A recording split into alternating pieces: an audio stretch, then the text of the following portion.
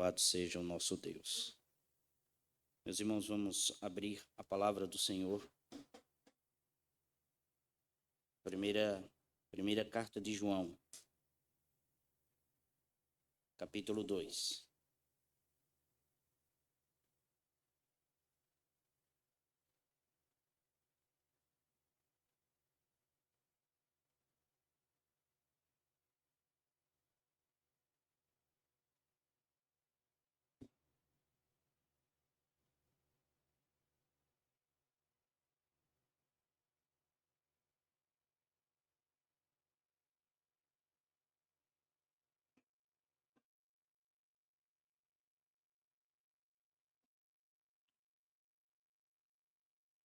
Vamos ler do verso 1 ao verso 6.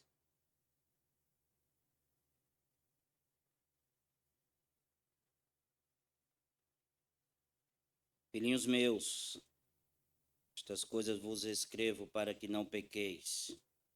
Se todavia alguém pecar, temos advogado junto ao Pai, Jesus Cristo justo. E ele é a propiciação pelos nossos pecados, e não somente pelos nossos próprios, mas ainda pelos do mundo inteiro. Ora, sabemos que o temos conhecido por isto, se guardamos os seus mandamentos. Aquele que diz, eu o conheço, e não guarda os seus mandamentos, é mentiroso, e nele não está a verdade. Aquele, entretanto, que guarda a sua palavra, nele verdadeiramente tem sido aperfeiçoado o amor de Deus. Nisto sabemos que estamos nele. Aquele que diz que permanece nele, esse deve também andar, assim como ele andou. Amém. Ó Deus Santo, fala aos nossos corações, nos ensina a andar conforme tua palavra, para que o nome do Senhor seja honrado. Obrigado, Senhor, por tudo, em nome de Cristo e por amor a Cristo. Podem sentar, meus irmãos. Quero falar de Cristo como nosso advogado nesta manhã. Essa carta, ou a primeira carta de João, o apóstolo, foi escrita mais ou menos entre 85 e 95 depois de Cristo. E ela foi escrita para uma comunidade em geral, não uma igreja local específica, mas ela é conhecida como uma das cartas gerais, juntamente com a primeira carta de Pedro. Então era uma carta circular, certo? Que muitos chamam uma carta católica. Ele combate vários ensinos errados, principalmente o gnosticismo, que estava nascendo, crescendo ali. O gnosticismo, para eles, tudo é mal no que diz respeito à matéria. E nós sabemos que tudo que Deus criou é bom. A matéria não é ruim. O que é ruim é a nossa corrupção, a corrupção do nosso coração. É exatamente isso que João vai nos ensinar. Dito isto, nós precisamos entender que nenhum de nós escapamos do pecado, exceto o homem divino e humano, Jesus Cristo. Claro, Ele é Deus, Ele é Senhor. Também nós não temos um conhecimento elevado da lei do Senhor. Nós conhecemos, lemos, temos alguma percepção da lei, mas nós só podemos conhecer exatamente a lei quando estamos em Jesus. E é exatamente isso que nós iremos ver aqui. Então o apóstolo João ele aponta para Jesus Cristo como aquele também que intercede. Ele é nosso advogado, ele é o nosso consolador, ele é o Paráclitos de nossas almas. E podemos aprender algumas coisas aqui. Primeiro ponto, que João é totalmente pastoral aqui. Há uma preocupação pastoral na vida deste apóstolo.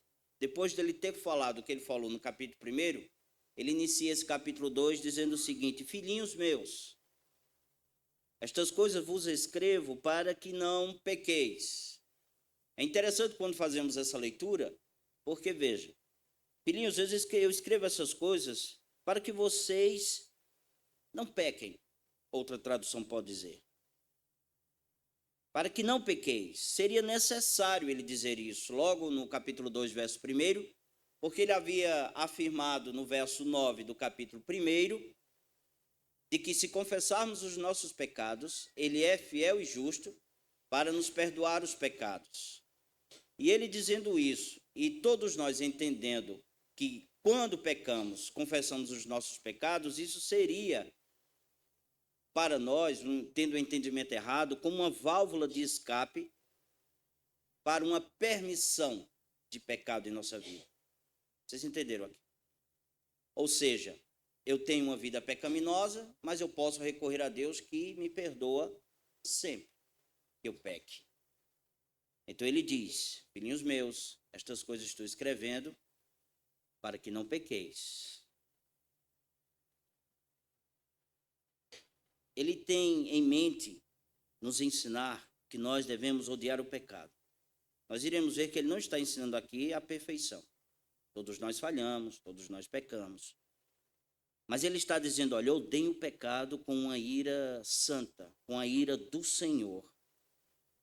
Porque o salmista disse, vós que amais o Senhor, detestai o mal. Salmo 97, verso 10. Charles Spurgeon disse o seguinte, não podemos amar a Deus sem odiar aquilo que ele odeia. Nós não podemos amar o Senhor se não odiarmos aquilo que ele odeia. E o que é que ele odeia? O mal, o pecado. Spurgeon continua. Não somente devemos evitar o mal, recusando-nos a continuar nele, mas também devemos declarar guerra contra ele com uma indignação. Indignados com relação ao pecado. É exatamente esse sentimento que deve estar naqueles que estão em Jesus Cristo, que professam ele pela fé, que professam ele como Senhor. É odiar realmente o pecado. É isso que João está nos dizendo. Esse pecado aqui é a prática dele. É a libertinagem. Porque veja o que diz o capítulo 3, versos 9 e 10. Todo aquele que é nascido de Deus não vive na prática do pecado. Na prática do pecado. Pois o que permanece nele é a divina semente. Ora, esse não pode viver pecando deliberadamente, porque é nascido de Deus. Nisto são manifestos os filhos de Deus e os filhos do diabo. Todo aquele que não pratica justiça não procede de Deus, nem aquele que não ama a seu irmão. João escreve dizendo o motivo por que ele escreve isso. Porque ele está dizendo isso. Exatamente para que não pequeis. E aparentemente parece que João está dizendo, repito, que nunca nós iremos pecar. Que existe a condição em nós de não pecarmos mais, de chegarmos a uma perfeição. O perfeccionismo não é bíblico. Nunca chegaremos à perfeição enquanto estamos aqui. Somente quando encontrarmos a pessoa bendita de Jesus Cristo em sua vinda e sermos transformados conforme a glória do seu poder. Se ele ensinasse, João, o perfeccionismo, ele estaria se contradizendo, porque no verso 8 ele diz o seguinte, se dissermos que não temos pecado nenhum, a nós mesmos nos enganamos. Dizer isso seria contra Deus e asseverar que a palavra do Senhor estaria totalmente errada. Então nós somos animados, levados por João, por meio do Espírito Santo, a vivermos uma vida santa e recusarmos uma vida de licenciosidade. Uma vida que se entregue às paixões da nossa carne. Carne aqui é da natureza humana caída. Segundo ponto que nós aprendemos aqui é a provisão que temos quando pecamos. Essa provisão é um advogado. Verso 1 diz, filhinhos meus, estas coisas vos escrevo para que não pequeis. Se, possibilidade, que seja um acidente. Se, todavia, alguém pecar, temos advogado junto ao Pai, Jesus Cristo justo. É claro que nosso coração é inclinado ao mal, constantemente. O Espírito Santo tem nos ajudado. Mas muitas vezes nós nos entregamos a eles, aos nossos pecados, aos desejos dos nossos corações. Então, o pecado na vida de um remido, de um crente, de um perdoado, de um lavado, não deve ocorrer de maneira fácil, de maneira que agrade a minha vida e a vida de vocês. Nós temos uma nova natureza, e essa nova natureza é Deus em nós. Cristo em nós, esperança da glória. Nossa vida deve ser pautada segundo o evangelho do Senhor. Por isso que Jesus é chamado aqui de Paráclitos. No texto grego ele é chamado disso, exatamente de advogado, que por sua vez significa defensor, ajudador, intercessor, alguém que nos chama para ficar ao seu lado, como um advogado, como alguém que pleiteia a causa de outra pessoa, e ele pleiteia a nossa causa. Pecaminosa, mas ele nos ajuda. Está ele à direita de Deus Pai Todo-Poderoso, advogando em nosso favor. Então, João aplica a palavra advogado a Cristo. A ideia é que ele, Jesus, fala sobre nós ao Pai. Ele vem em nossa defesa. Ele pede a Deus que Deus nos perdoe. Exatamente isso que o escritor aos Hebreus diz, que todas as escrituras diz. O escritor aos Hebreus, capítulo 7, 25, diz que ele está vivendo sempre para interceder por nós, os crentes, os redimidos. Os pecados perdoados são em favor daqueles que têm um coração arrependido, um coração quebrantado, que confessa os pecados diante do Senhor de maneira sincera, verdadeira, autêntica. Dando nomes. Eu pequei nisto aqui, Senhor. Eu desonrei o teu nome nisto aqui, Senhor. Suplico o favor de Deus. Tendo Cristo como nosso advogado, ele defende todos nós contra o acusador. Porque estamos aqui diante de acusações satânicas. Apocalipse 12, verso 10 diz isso. O acusador é Satanás. Mas não somente Satanás, mas os homens que dizem que nós não estamos salvos.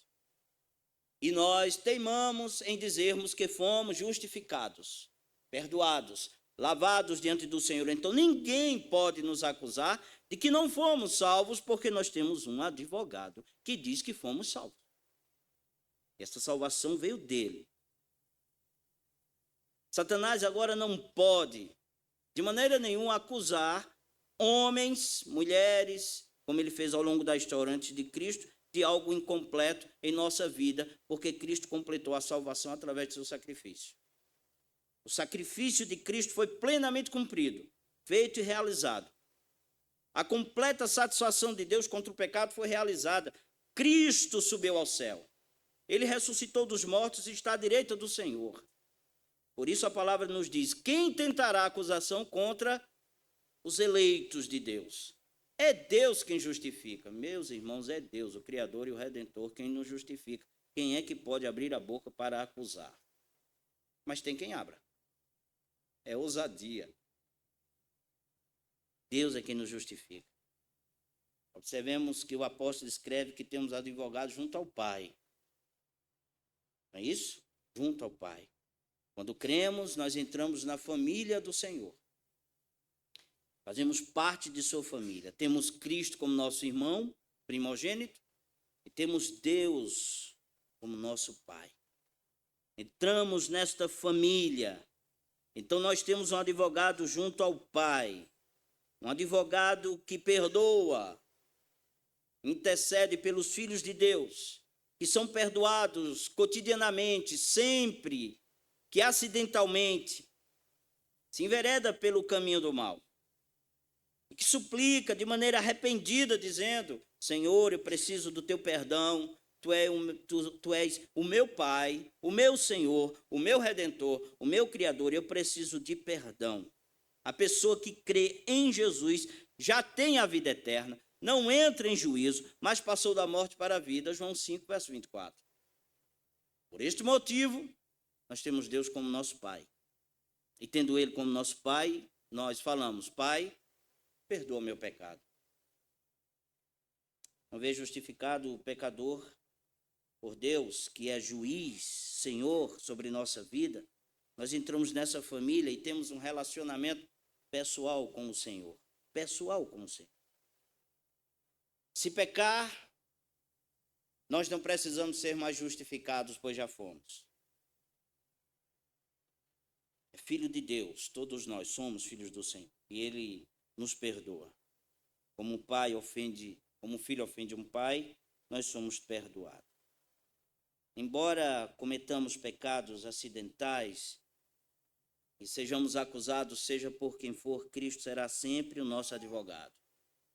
E o texto diz que Ele é justo. Não há acusação contra nós, porque a justiça dele está sobre nossa vida.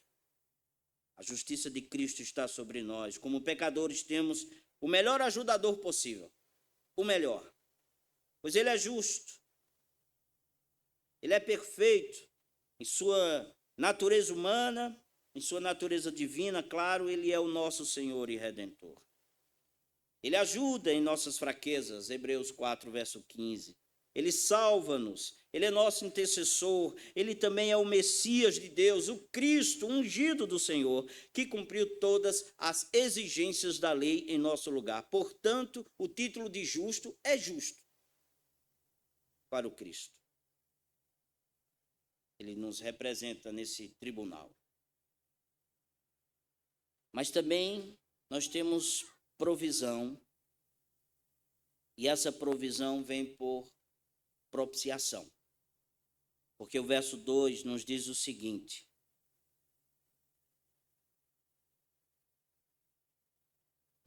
Ele é a propiciação pelos nossos pecados, e não somente pelos nossos próprios, mas ainda pelos do mundo inteiro. O que é propiciação?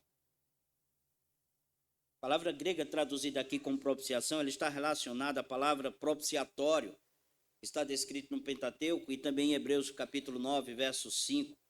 Isso nos dá um entendimento do que significa a palavra. O propiciatório era uma sólida placa de ouro, meus irmãos, para cobrir a arca na qual as tábuas da lei estavam. Êxodo capítulo 25, verso 17 a 22 nos diz isso. A lei que acusava os homens de serem pecadores, e ela acusa, estava escondida no propiciatório.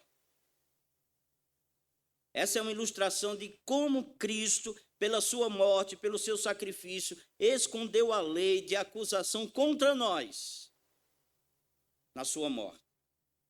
De modo que ela não pode acusar nenhum daqueles que creram em nosso Senhor e Salvador Jesus Cristo. Jesus é a propiciação de todo crente. Isso significa que Cristo é o sacrifício que satisfez a lei justa de Deus, a palavra do Senhor. E Ele desvia a ira de todos nós. Mas o texto que nós estamos nos diz que Cristo é a propiciação pelos nossos pecados, e não somente pelos nossos pecados, mas pelo do mundo inteiro. Do mundo inteiro. E aqui entra uma grande controvérsia, que vocês já sabem o que iremos dizer. Como conciliar? Nós que cremos, nós que acreditamos que Deus nos elegeu, nos salvou, com essa palavra, Ele é a propiciação pelo mundo inteiro. Nós não somos universalistas, nós cremos que Deus elegeu o seu povo pela morte de nosso Senhor e Salvador Jesus Cristo. Não somos universalistas, dizendo que cada pessoa foi salva através da morte de Jesus. Cada pessoa não. Então, como podemos entender o texto? Como podemos entender o que João está dizendo? E nós só podemos entender o que João está dizendo através de outros textos da palavra do Senhor. E o próprio João, no seu evangelho, irá nos ensinar isto. Veja aí o evangelho de João, capítulo 11, versos 50 a 52.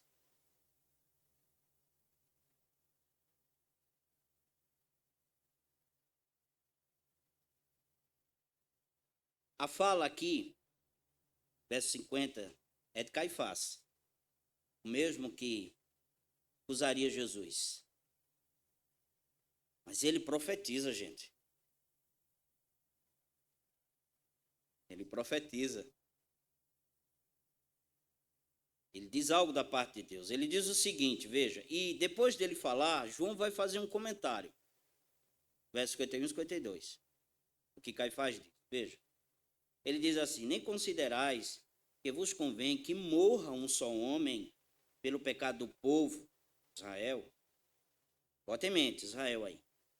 E que não venha a perecer toda a nação, Israel. Ora, aí ele diz assim, ele não disse isso de si mesmo, João está comentando. Mas sendo o sumo sacerdote naquele ano, profetizou que Jesus estava para morrer pela nação.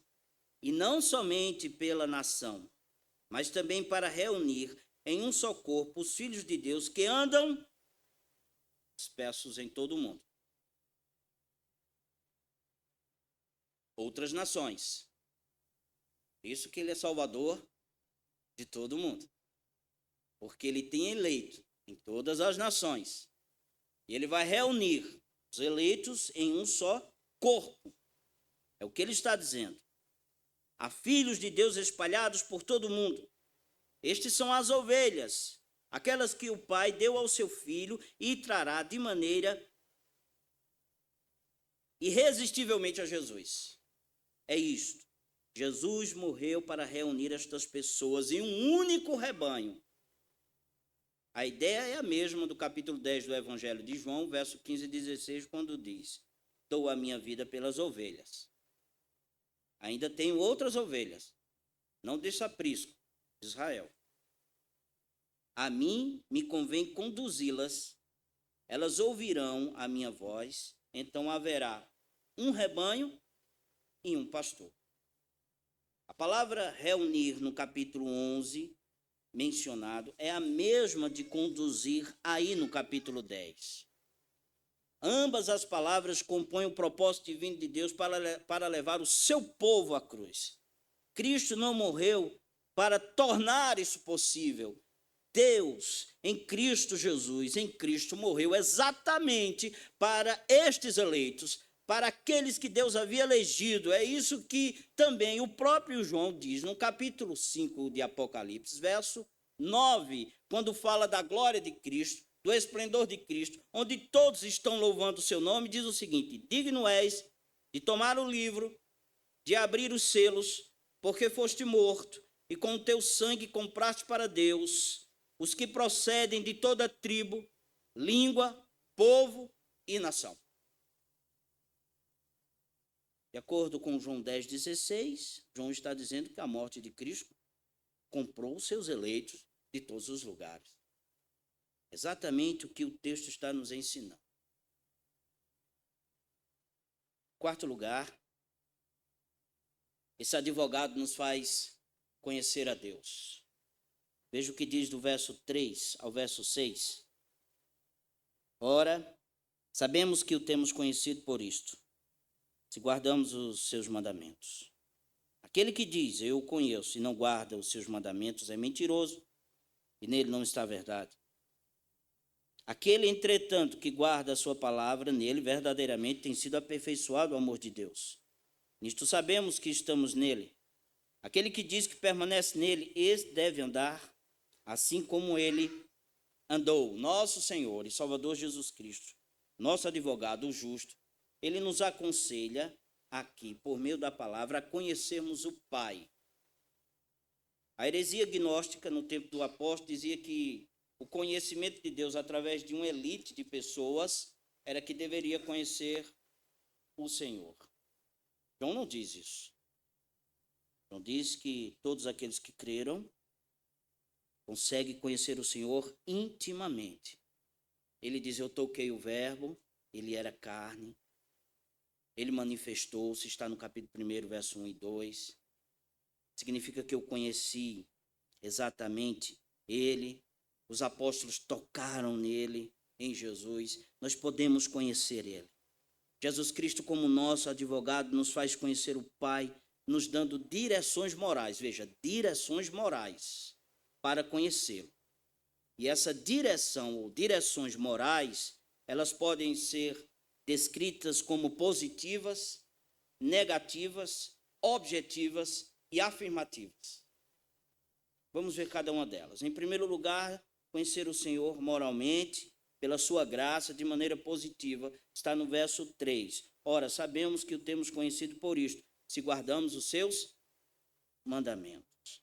A prova que conhecemos o Senhor é a prova da nossa obediência à palavra do Senhor, ao Evangelho. Somente podemos saber que conhecemos o Senhor se guardamos os seus mandamentos. Somente obedecendo os mandamentos do Senhor é que podemos ter a pretensão de dizer: eu conheço. Você, meu irmão, conhece o Senhor. Você que está conosco hoje, que está nos visitando, você conhece o Senhor. Não basta ter informações acerca de Jesus Cristo, de Deus, mas é preciso ter familiaridade com Ele, conhecer intimamente, relacionalmente. Alguém pode tentar contradizer você dizendo que ninguém pode conhecer a Deus porque ninguém consegue obedecer aos mandamentos de maneira perfeita. Isso é pura verdade. Mas eu prefiro responder com as palavras de João Calvino, nesse texto, dizendo o seguinte: o apóstolo, de modo algum, é inconsistente consigo mesmo, visto que ele já demonstrara que todos são culpados perante Deus. Ele não quer dizer que os que guardam seus mandamentos satisfazem plenamente a lei.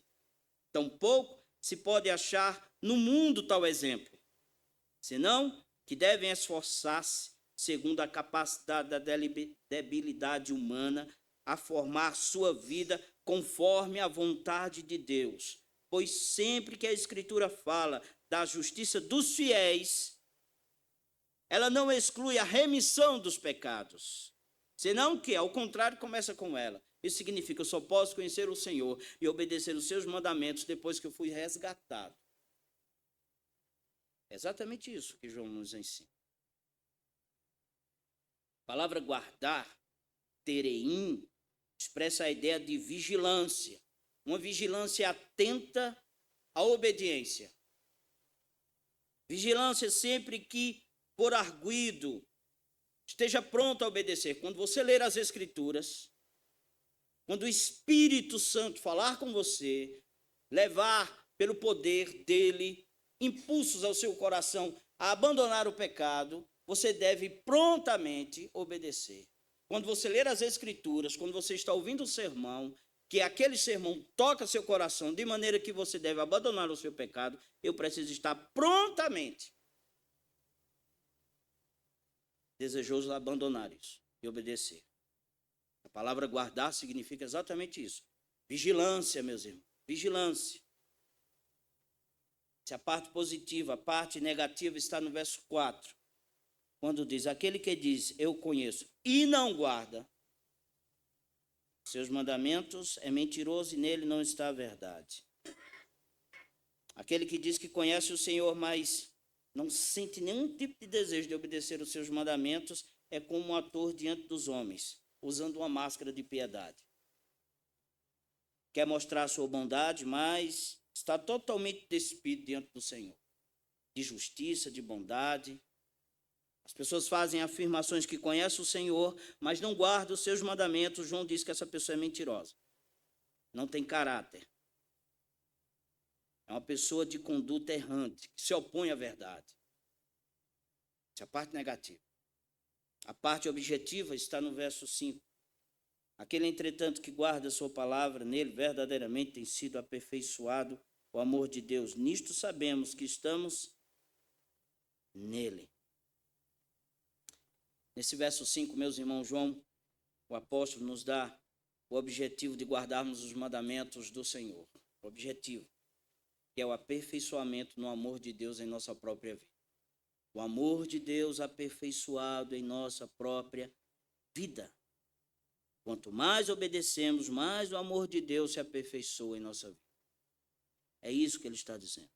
A expressão amor de Deus tem tanto a intenção de referir-se ao amor de Deus por nós, como também o amor que temos por ele.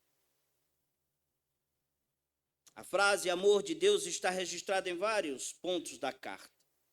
E nem sempre ela tem o mesmo sentido. Ela mostra o amor que temos por ele, o amor que temos pelos irmãos e o amor dele por nós. Isso tudo está relacionado. Por exemplo, capítulo 3, verso 17. Ora, aquele que possui recursos neste mundo e vir a seu irmão padecer necessidade, fechar-lhe o seu coração, como pode permanecer nele o amor de Deus? O amor de Deus, ele é revelado quando nós amamos os irmãos que estão necessitados. Quando cuidamos dos irmãos. O amor do crente por Deus é exatamente mostrado assim. Tal declaração é falsa ao dizer, olha, eu amo o Senhor. João é claro nisso, mas eu odeio meu irmão. Eu odeio aquela irmã. Não posso ver ela. Não posso vê-la. Eu odeio aquele irmão. Peça perdão ao Senhor, para que você seja perdoado. Capítulo 4, verso 9 diz, nisto se manifestou o amor de Deus em nós, em haver Deus enviado seu Filho unigênito ao mundo para vivermos por meio dele. Aqui está o amor de Deus por nós. Ele deu o seu Filho para que por ele pudéssemos viver. Verso 3 do capítulo 5. Porque este é o amor de Deus, e guardemos os seus mandamentos. Ora, os seus mandamentos não são penosos ou não são pesados. O amor de Deus é visto quando nós obedecemos sua palavra. Essa é a parte objetiva de nós obedecermos o Senhor, o aperfeiçoamento do amor de Deus em nós. Em quarto, a afirmação. Está aí no verso 6 do capítulo 2.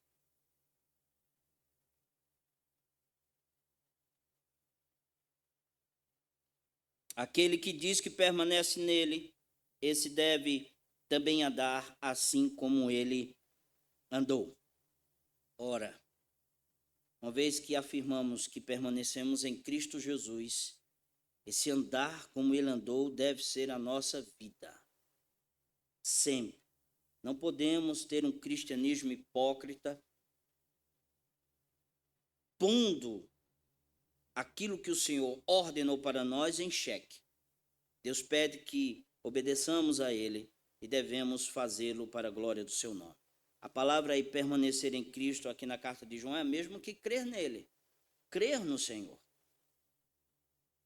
Crer que Jesus é o nosso Redentor. Então, a comunhão com Deus em Cristo não é uma condição estática, parada, mas um relacionamento ativo e persistente para que o nome do Senhor seja honrado. Quem conhece a Jesus deve andar como ele andou, deve imitá-lo. Como é que eu o imito? Amando a Deus acima de todas as coisas e amando o próximo como a si mesmo. Essa carta de João é exatamente o resumo disto, gente. Amar o Senhor, ser amado por ele e amar o irmão, amar o próximo. Assim manifesta-se aqueles que são realmente discípulos do Senhor. Se você quiser ter um advogado que seja justo e defenda você do STF de Satanás, deste mundo, você precisa de um advogado que é Jesus. Somente ele pode advogar sua causa, pois ele é justo, Senhor sobre todas as coisas. Creia nele e você terá a vida eterna. Agora eu digo uma coisa, quando crer nele, o desejo de obedecê-lo vem. Se você não obedece, você não nasceu de novo. Deus nos ajude. Vamos ficar em pé, meus irmãos.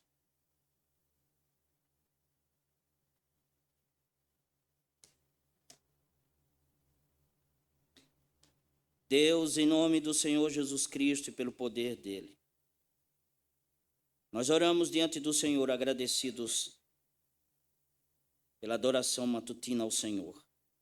Iremos continuar aprendendo do Senhor. Que cada sala, cada professor, cada classe possa aprender do Senhor, receber edificação, que o nosso coração seja inclinado cada dia mais a amar o Senhor, desejar tua palavra, obedecer a vossa palavra. Que o Senhor use os professores, essa palavra que foi anunciada, Senhor, esteja em nossos corações, transforma a nossa vida. Sim, oramos em nome do Senhor e Salvador Jesus Cristo. Que a graça de nosso Senhor e Salvador Jesus Cristo, o amor santo de nosso Deus e Pai, e as consolações do Espírito Santo estejam sobre todos, hoje, amanhã e para sempre. Amém.